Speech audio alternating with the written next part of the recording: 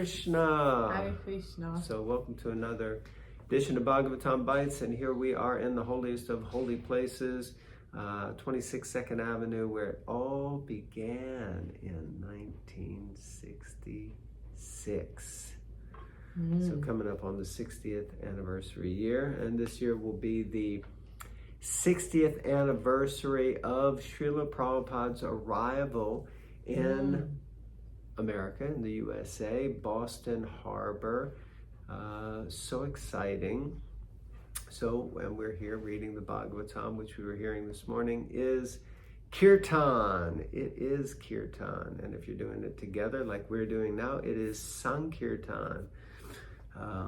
Shukadeva Goswami is the example of Kirtan in the Shravanam, Kirtanam, Vishnu Smaranam.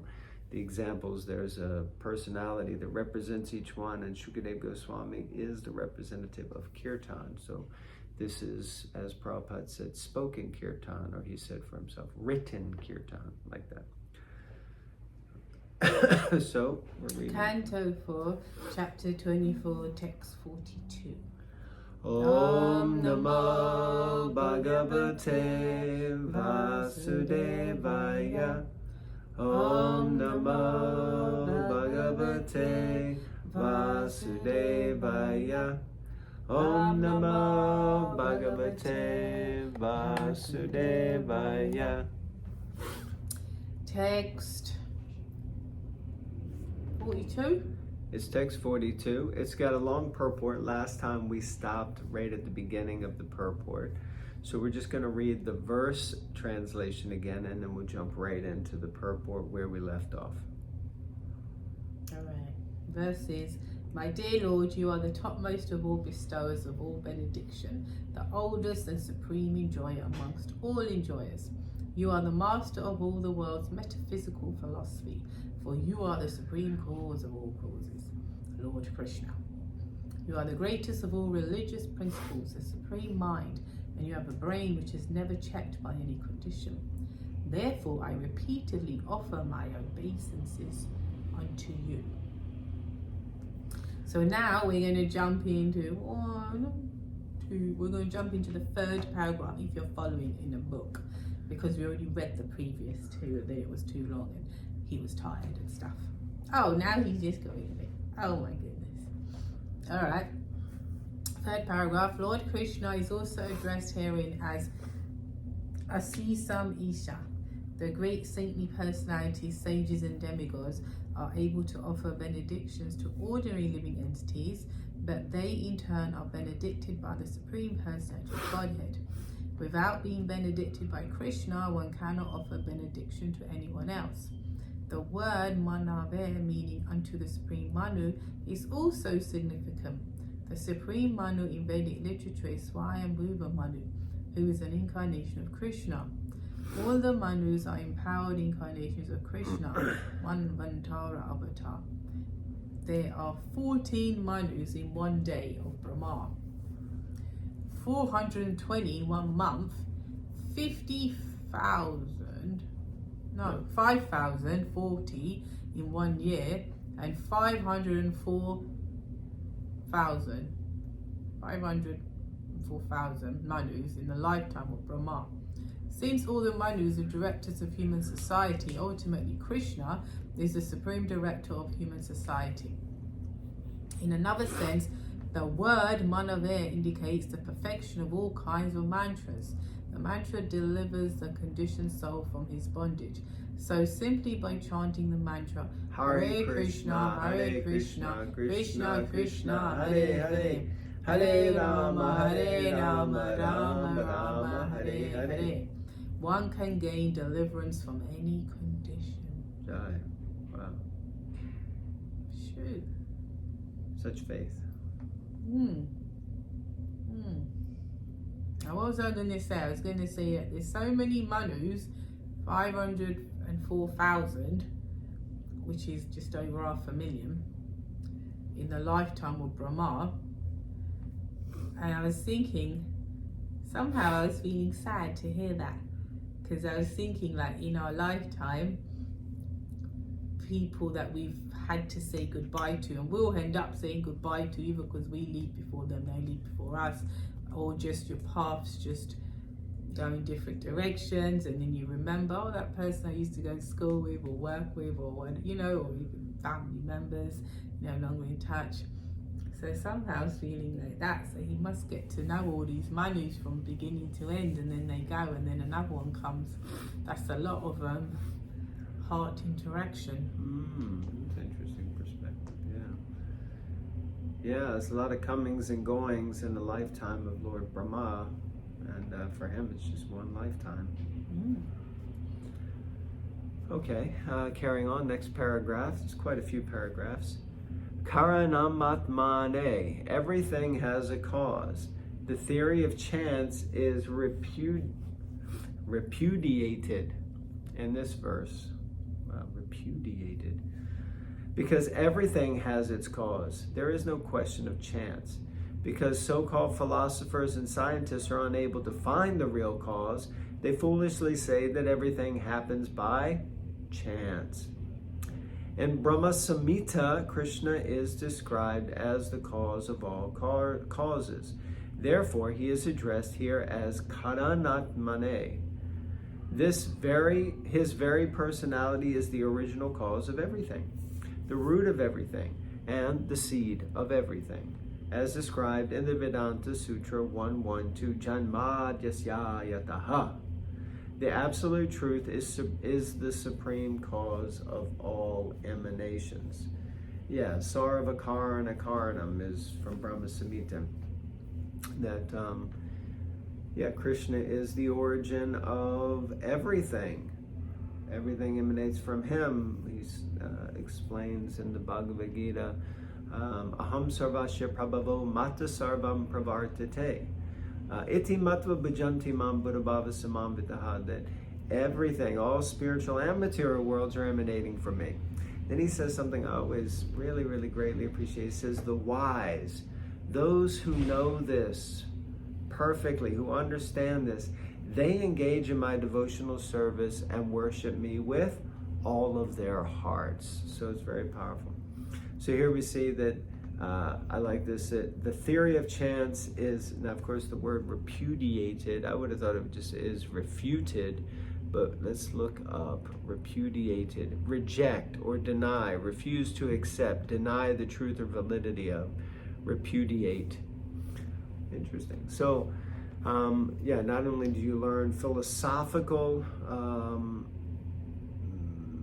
knowledge and wisdom, but you also learn English when you read Prabhupada's books, repudiated.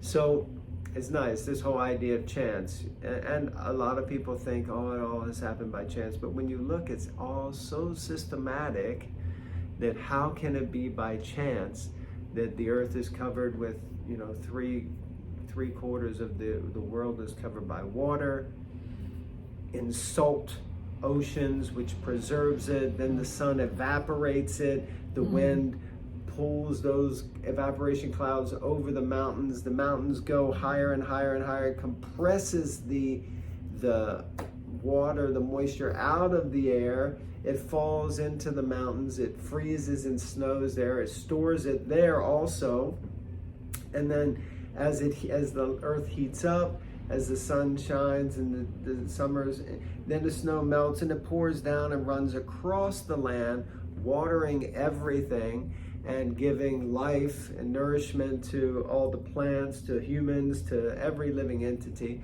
Then it winds up back in the ocean again.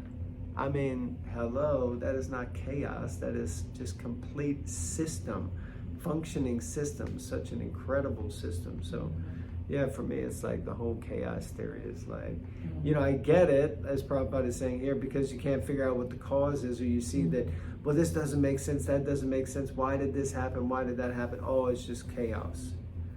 But it's not. Next paragraph.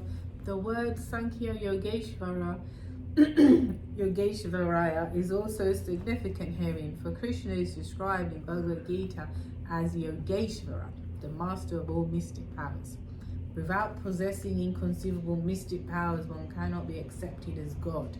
in this age of Kali, those who have a little fragmental portion of mystic power claim to be God, but such pseudo-gods can only be accepted as fools. For only Krishna is the supreme person who possesses all mystic and yogic perfections. The Sankhya Yoga system, popular at the present moment, was propounded by the atheist Kapila, but the original Sankhya Yoga system was propounded by an incarnation of Krishna, also named Kapila, the son of Devahuti. Similarly, Dattatreya, another incarnation of Krishna, also explained the Sankhya Yoga system. Thus, Krishna is the origin of all Sankhya Yoga systems and mystic yoga powers.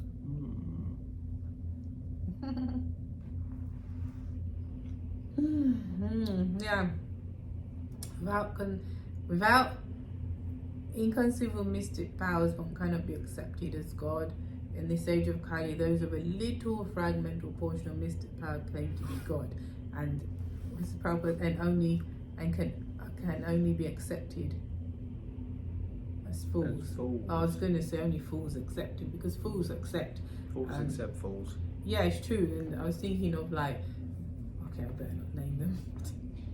Anyway, there's a personality, and he would produce ash. Okay, Hare Krishna, what's the big deal? Vibhuti. What's the big deal? So, and I think and he had really big afros, Indian. And Prabhupada said that if he cut off all his hair, he would lose all his whatever little mystic power he had, because it was all in the hair. That's one reason why they got all his big hair. So yeah, it's interesting though, because again, just drawing on my own upbringing. I'm not saying this to like diss my upbringing, by the way, but I'm sharing the experience that ordinarily most of my family members worship Ram. But it's interesting when this personality started to do the rounds, and it was like people that should have known better, and that all of a sudden pictures of this personality ended up on their altar and this. My mum tried to do the same, but I took it down. I said, we're not having this. What are you doing? You should respect everybody. No, I don't think so. So it's interesting, the point being that, someone just possessed, that's so amazing that little thing of producing ash, if that can create such an awe and reverence, and it has around the world, people are still somewhat following whatever. What to speak of, as Prabhupada is explaining here, Krishna, what he does, for heaven's sakes, It's like, so let's give some credit where credit's due. It's like, you could just do that, Creates the entire universe, and people still deride him. But not just that, I think there was a pastime, I was trying to think of, obviously I can't remember, that's the problem, because Prabhupada, his disciples, something to do with this personality we were talking about. That's when he said, if you cut off his hair, he'll have no power. And something in the relationship with Prabhupada said it, or someone around him said it, that what Prabhupada is doing is so much more mystical, in that he's taking these young American boys and girls or whoever, and then turning them into pure devotees, Forget the little ash that's coming out the hand. Look what he's done. And here.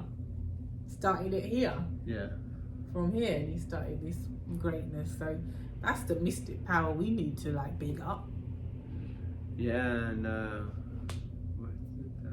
when Prabhupada was asked, I think in Delhi or Mumbai, and someone said, can you show us some miracle? And he said, my miracle is that I have converted hippies into happies. For sure. The words Purushaya, Puranaya are also worthy of special attention.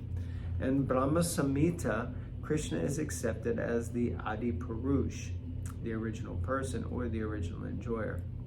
In Bhagavad Gita, Lord Krishna is also accepted as Purana Purusha, the oldest person. Although he is the oldest of all personalities, he is also the youngest of all, or Nava Yovana.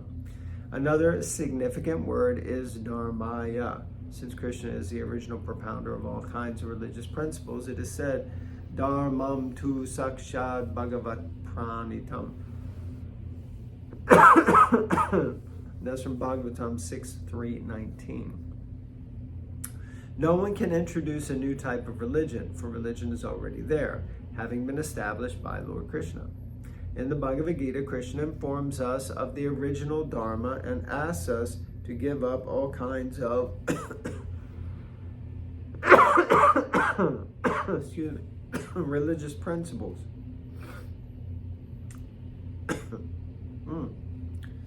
The real Dharma is surrender unto him. In the Mahabharata is also said, Ye cha veda vido vipra, ye chadyatma vido jana, te vadanti mahatmanam krishnam dharmam sanatanam.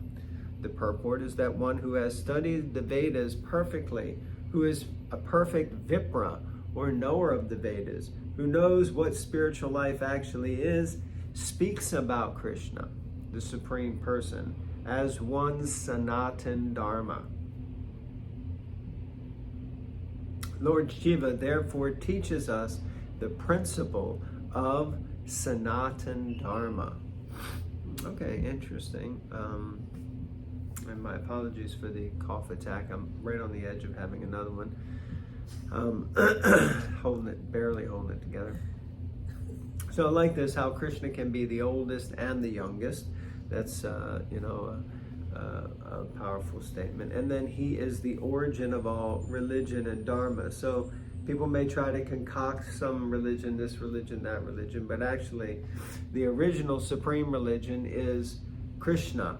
He is the origin of religion. And as he says, Sarva dharma parityaja mamekam sharanam brajaham tvam sarva papebhyo moksha yishami ma shuchaha, that abandon all varieties of religion and simply surrender unto me. This is the highest religion. So it's not that we try to get caught up in so many things. We simply try to serve Krishna to the best of our ability with the God-given gifts and talents that he has given us, and that is actually perfection. Perfection of yoga, perfection of religion. So like that. Any thoughts? Hare Krishna. Okay, well that's perfection of yoga. All right, so I think we'll finish there. Thank you very much. Please remember to comment, Like, subscribe. yeah. Haribol. See you next time on Bhagavatam Bites. Haribol. Haribol.